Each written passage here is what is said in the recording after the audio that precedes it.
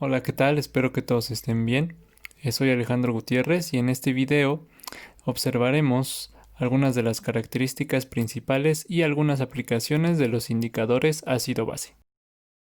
Un indicador ácido-base es una sustancia con propiedades ácidas o básicas, normalmente de carácter débil, cuyas diferentes especies con diversos estados de protonación pueden presentar diversos colores.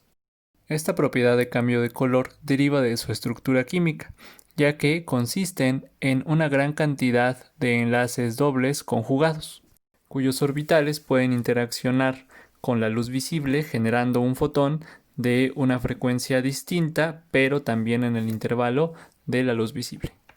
Una gran cantidad de estos compuestos presentan grupos tipo azo o pertenecen a la familia de las ftaleínas, sulfoftaleínas o trifenilmetanos. Por ejemplo, se presenta el equilibrio de disociación de un ácido, que puede funcionar como un indicador disociándose en H más la base conjugada del indicador, donde el indicador protonado presentará un color y la base desprotonada, esa base conjugada, presentará un color diferente. Expresando la constante de acidez de dicha reacción como una constante de acidez común, podemos además reordenar dicha ecuación en forma logarítmica como una ecuación tipo Henderson-Hasselbalch, donde pH es igual al pKa del indicador más el logaritmo de la concentración de la base conjugada entre el ácido conjugado. El ojo humano tiene una sensibilidad limitada para distinguir los componentes en diferentes mezclas de colores. Sin embargo, como observación empírica, es aceptado que el ojo es capaz de distinguir dos colores en una mezcla cuando la relación de concentraciones, por ejemplo, en este caso, es de 1 a 10. Ya sea que la parte ácida del indicador esté 10 veces más concentrada que la base o la base conjugada esté 10 veces más concentrada que el ácido conjugado. Sustituyendo dichas relaciones en la ecuación de Henderson-Hasselbalch podemos llegar a un intervalo. Este intervalo de pH es conocido como intervalo de transición de color o intervalo de Vire, que está totalmente relacionado con el valor del pKa del indicador más menos una unidad, que corresponde a la relación de concentraciones 1 a 10 o 10 a 1 entre la concentración del ácido conjugado y la base conjugada del indicador. Sin embargo, a pesar de lo dicho anteriormente, muchas veces no se cumple esta relación de manera experimental, ya que la sensibilidad espectral del ojo no es la misma a lo largo del espectro visible, por lo tanto, regularmente se reportan los intervalos de Vire experimentales que resultan ser mucho más útiles. Es decir, experimentalmente ese intervalo no es simétrico alrededor del pKa, cumpliéndose siempre la relación de pKa más menos 1. Tomemos como ejemplo el azul de timol, que tiene reportados dos valores de pKa en la literatura, un valor de pKa2 igual a 1.7 y un valor de pKa1 igual a 8.9. Además de dos intervalos de Vire experimentales, el ácido de 1.2 a 2.8 y uno básico de 8 a 9.6. Si trazamos una escala de pH, donde colocamos el predominio de las tres diferentes especies en las cuales se puede encontrar el azul de timol, la especie dos veces protonada que vamos a nombrar como H2A, el anfolito del sistema Ha- y la base del sistema A2-, donde, de acuerdo a los intervalos de Vire relacionados con la transición de color, en el caso del de 1.2 a 2.8 de rojo amarillo y de 8 a 9.6 de amarillo azul, podemos decir que la especie ácida H2A preferentemente será de color rojo, el anfolito Ha- de color amarillo y la base A2- de color azul. Es interesante observar las estructuras ya que presentan un alto grado de conjugación y cómo el diferente estado de protonación presente en cada una de ellas afecta la energía de las transiciones electrónicas presentes en cada una de estas especies. Finalmente, los colores que se observarían en una disolución que contenga el azul de timol dentro de los intervalos de Vire corresponderá a la mezcla de colores de las dos especies predominantes en dicho intervalo. Es decir, entre 1.2 y 2.8 el color predominante será naranja y entre 8 y 9.6 la mezcla de amarillo con azul, en este caso verde. Una de las grandes aplicaciones de los indicadores ácido-base de manera cuantitativa es en el análisis volumétrico, enfocado a la determinación del punto final en titulaciones ácido-base. Este punto final, recordemos que es un estimado experimental del punto de equivalencia. Para ser utilizados correctamente para la determinación de este punto final, es preferente conocer el pKa del indicador, que está relacionado con su intervalo de Vire, el cambio de color que va a presentar el mismo, además de la concentración del indicador óptima en la disolución junto con el analito.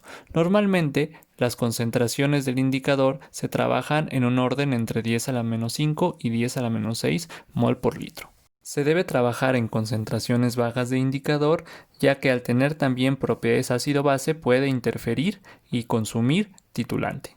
El error causado por el indicador se puede dividir en tres partes. El primero es que el indicador no vira exactamente en el valor del punto de equivalencia, sino en algún lugar cerca del mismo, es decir, en la vecindad del punto de equivalencia. Lo ideal es que vire en un valor de pH lo más cercano posible al valor de pH del punto de equivalencia. La segunda contribución es un error causado en la discriminación visual del color por el analista, y esto está totalmente relacionado a la sensibilidad del ojo humano. Finalmente, el consumo de titulante por el indicador, como ya lo mencionamos, que este mismo tiene propiedades ácido-base y puede reaccionar también con el titulante o con el analito.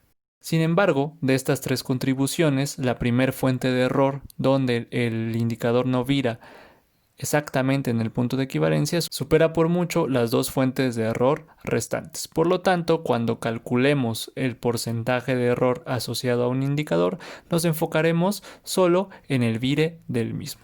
Como situación adicional, es importante tomar en cuenta la facilidad de detección de los colores que están presentes en el intervalo de vire. Por ejemplo, para la titulación de un ácido débil con una base fuerte es común utilizar la fenolftaleína como indicador, porque además de obtener un porcentaje de error menor al 1%, la transición de color es bastante evidente. La disolución pasará de ser incolora a rosa. Existen algunos indicadores cuyo cambio de color es mucho más difícil de ver para el analista. Veremos entonces cómo se calcula ese porcentaje de error asociado al indicador. El error asociado al indicador es un error relativo porcentual y se puede calcular con las siguientes ecuaciones. El porcentaje de error del indicador va a ser igual al volumen del punto final, que es un volumen experimental, menos el volumen del punto de equivalencia, que es un volumen de referencia teórico, entre el volumen del punto de equivalencia por 100. O, en su defecto, también se puede utilizar el avance de titulación para poder calcular el error del indicador. Es importante notar que este error puede ser por defecto o por exceso, dependiendo si el indicador va a virar antes o después del punto de equivalencia. A manera de ejemplo, estudiemos la titulación de 10 ml de ácido acético 0.1 formal con un pKa de 4.8 con una base fuerte, en este caso hidróxido de sodio 0.1 formal. Para seleccionar el indicador correcto, en primer lugar debemos conocer cuál es el pH de la disolución en el punto de equivalencia de la titulación.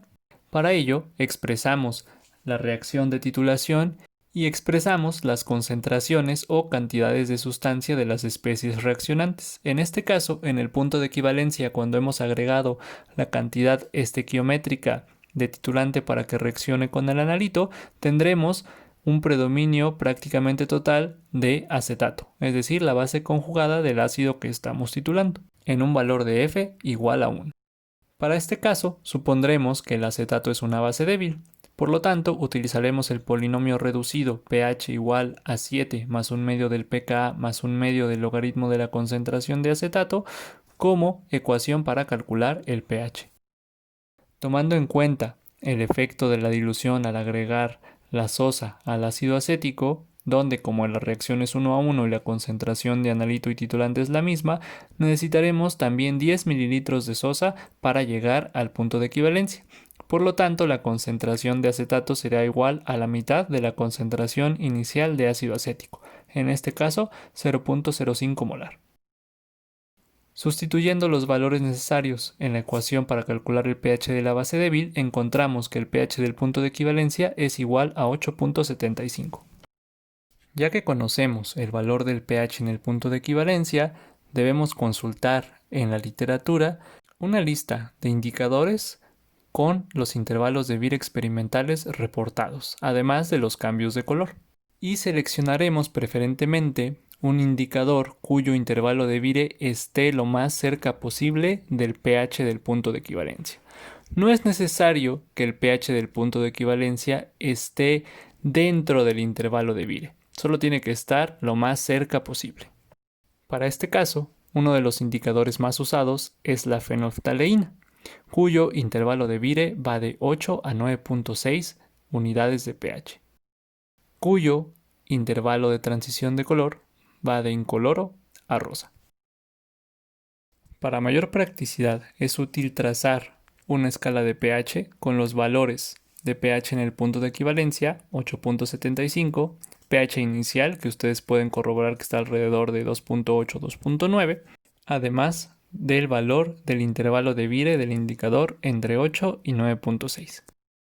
Donde la disolución a pHs mayores a 9.6 se tornará de un rojo muy intenso y la disolución a valores de pH menores a 8 permanecerá incolora. Por lo tanto, en la transición entre 8 y 9.6 iremos observando un color rosa muy tenue hasta un rosa más intenso. Dicho esto, la adición de sosa se detendrá a un pH aproximadamente de 8, es decir, cuando la disolución se torna de un rosa muy pálido. Esta situación sucede antes de llegar al punto de equivalencia, ya que estamos iniciando en un pH más ácido. Por lo tanto, para calcular el porcentaje de error relativo del indicador, debemos encontrar cuál es el valor del volumen agregado a un pH aproximadamente de 8 o el valor de avance de titulación a un pH aproximadamente de 8. Como esto sucede antes del punto de equivalencia, podemos utilizar la ecuación de Henderson-Hasselbalch para modelar el pH de la disolución en esta zona, donde el pH es igual al pKa más el logaritmo de la concentración de acetato entre ácido acético. A través de la construcción de una tabla de variación de concentraciones típica para el trazo de una curva de titulación aproximada por zona de predominio, podemos sustituir los valores de avance de titulación en la ecuación anterior, encontrando que pH va a ser igual a 4.8 más el logaritmo de f entre 1 menos f. Y esta ecuación la igualamos a 8, valor de pH en el cual detendríamos la titulación si lo estuviéramos realizando experimentalmente. Despejando f de dicha ecuación, encontramos que el valor de f cuando el pH vale igual a 8 es de 0.99937. Por lo tanto, el valor de f en el punto final va a ser igual a 0.99937 o el volumen del punto final sería igual a 9.9937 mililitros. Ahora sustituimos el valor de f en el punto final menos f en el punto de equivalencia entre f en el punto de equivalencia por 100 nos da un valor de menos 0.63%. Es decir, tenemos un error por defecto. ¿Por qué por defecto? Porque el indicador viró antes de que alcanzáramos el punto de equivalencia. El porcentaje de error relativo al indicador es menor al 1%, por lo tanto resulta adecuado para el análisis.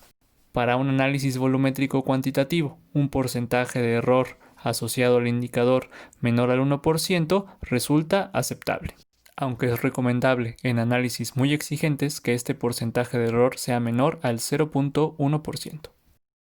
Muchas gracias por haber visto el video, espero que haya sido de utilidad para ustedes.